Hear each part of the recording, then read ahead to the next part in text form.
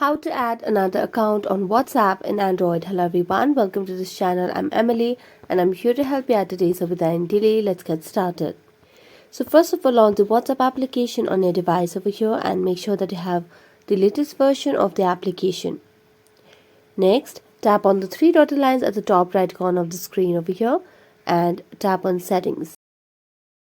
As you tap on settings, you can just tap on the account section over here. So tap on account, and as you tap on account, here you can see the option of add account at the bottom of the screen. So tap on add account, then tap on add account option again, and as you do that, all you need to do is just mention your phone number over here.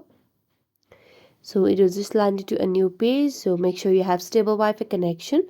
So just tap on agree and continue over here in order to add an account and mention your phone number, and tap on next and just verify it, and you'll be able to add another account on WhatsApp on Android.